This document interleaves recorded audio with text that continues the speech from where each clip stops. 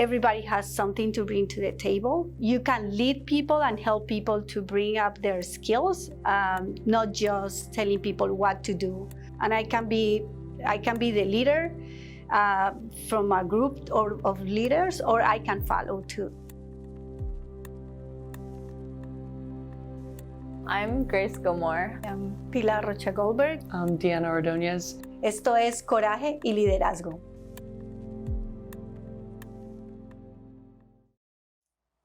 What do you think the most important qualities are in a leader?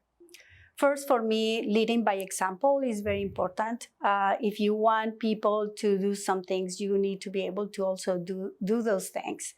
The people who you are working with or you are leading, recognize their skills and how they can add to what you're doing, so they can really help you as a leader, and you're developing more leaders. Everybody has something to bring to the table, and you can lead people and help people to bring up their skills, not just telling people what to do.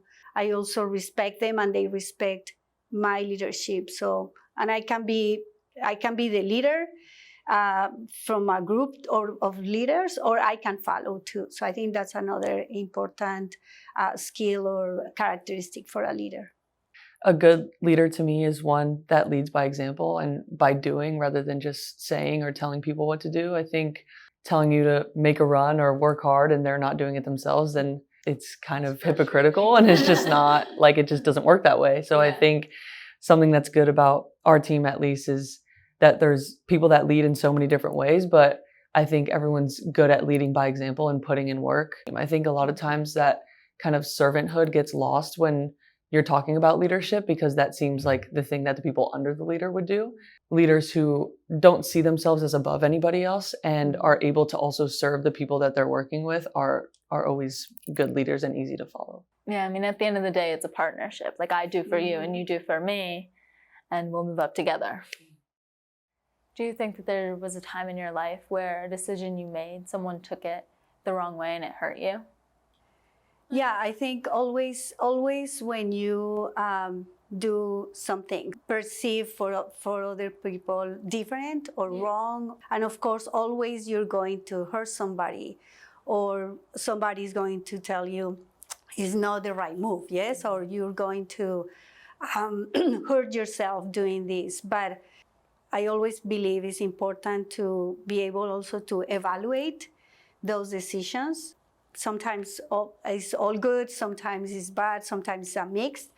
To be able also to learn from those decisions, and then when you are in the situation that you again need to be courageous, you can think about it and do it in a better way. It's hard, right? Because we're women in, we're in leadership positions, and you learn to carry yourself in a way, and you learn to say you're adamant about a decision, you're advocating for someone, and you have these people who may not agree with you, and instead of saying like, oh, she's adamant, she's strong-willed, you hear she's bossy. And she's not bossy, she's strong-willed. But then you have your male counterparts who may act the same way, and it's, oh, he's a leader, he's the boss, he's this. So I mean, it's navigating a world where, not only are you fighting to cross these barriers to get into these positions, but once you're there, you have to carry yourself in a way that reaches people, because so many people can't see that line that we see as women between, how they view women in leadership positions and men in leadership positions. I agree. For the generation of women behind you, what would you say is going to be the biggest struggle for them in working towards leadership positions? Yeah, I think we are living right now in a very interesting environment for different things. Yes, we're talking about human rights and leadership, diversity. I think the struggle I see, even for people who are already in these positions, is how I can really understand what diversity is, what equity is, and what inclusion is, and what is that line that inclusion is not only you need to accept me as who I am, but I also have to accept you, and how we become to that line. Yes, I'm inclusive, I respect you, I work in diversity and inclusion, but is if you are with me, if you agree with me. If not, the inclusion is forgotten, is how I feel. So I think it's a struggle for everyone, and I think for new generations, because it's more difficult to get to that point where we can really agree and really respecting each other, maintaining our identity, how we are, but also accepting others and really getting together. So that line, I think, is something that is a struggle now. Yeah, I think it's important too to recognize, are you maintaining your identity in a way that isn't at the extent of someone else's? And I think sometimes we have people of all ages, we miss that mark a little bit. And, it's important that I think as a whole, as a country, globally, we need to get back to that.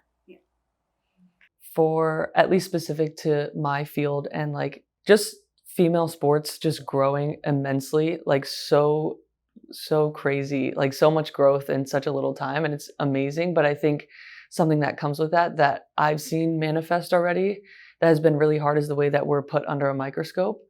Younger women who are, skipping out on college or wanting to join like the professional ranks at a much earlier age.